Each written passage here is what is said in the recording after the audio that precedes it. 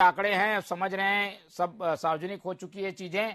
आपका क्या आकलन है इन एग्जिट पोलों को, कितना हम करीब माने नतीजों के?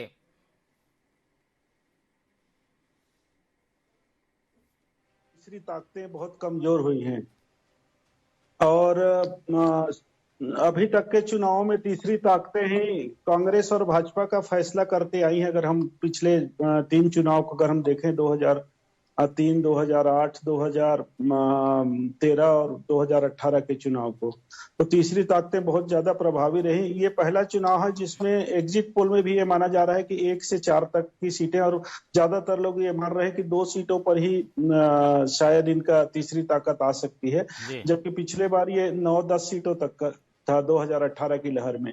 दूसरी चीज है, इस चुनाव में महिला मतदाताओं पे दोनों पार्टियों की और एग्जिट पोल के जितने भी सर्वेक्षण करने वाले लोग हैं उनकी नजर जो रही है वो महिला वोटरों पर रही, खास करके ग्रामीण महिला वोटरों पर, जिनका महतारी बंधन योजना और कांग्रेस की लाडली योजना को लेकर के अभी तक ये खुल नहीं पाए हैं कि ये महिला वोटर किधर गई हैं। जो भी एग्जिट पोल हुए हैं उसमें अभी तक ये नहीं बताया गया है कि ये महिला वोटर आखिर गई तो गई किधर है।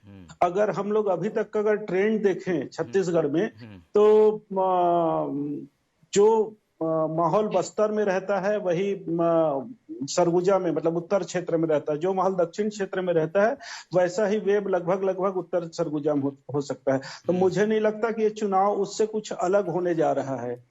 तो अभी तक पहले शहरी मतदाताओं के आधार पे या कुछ प्रमुख मुद्दों पे तय हो जाता था कि मतदाताओं का रुझान कहाँ है। इसमें तीसरी महत्वपूर्ण बात यह है कि कांग्रेस और भाजपा दोनों की घोषणाएं बहुत लोक लुभावन थी और लगभग सभी विधानसभा क्षेत्रों में दोनों दल के प्रत्याशियों ने सभी प्रकार के संसाधन लगाए। इसका वजह यह था कि सभी मतदाता या वोटरों तक दोनों पार्टियों की पहुंच रही और दोनों कहीं न कहीं से लाभान्वित हुए, चाहे वो किसी भी रूप में हुआ। तो वो आखिरी तक खुल के ये नहीं बोल रहे थे कि वो आखिर गए तो गए किसके पक्ष में। ग्रामीण मतदाताओं की स्थिति में ये बता रहा हूँ। शहरी क्षेत्रों में मतदान कम हुआ है, इसको लेकर के संशय है लोगों में कि शहरी क्षेत्र में शायद हो सकता है कि जो मध्यम वर्गीय भाजपा के मतदाता हैं वो कम निकले होंगे।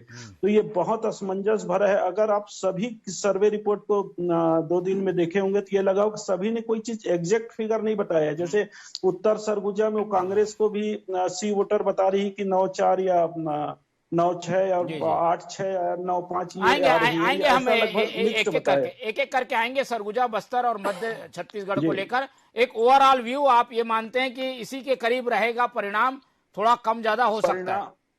हाँ, निश्चित रूप से, क्योंकि ये देखिए यहाँ के छत्तीसगढ़ के वोटर हैं, ये माना जाता है कि वो लगभग अगर तीसरी ताकतें ना हो तो कांग्रेस को फायदा मिलती है। मुझे भी ये लग रहा है कि इस चुनाव में कांग्रेस को कुछ फायदा मिलेगा निश्चित रूप से। विरोध और एंटी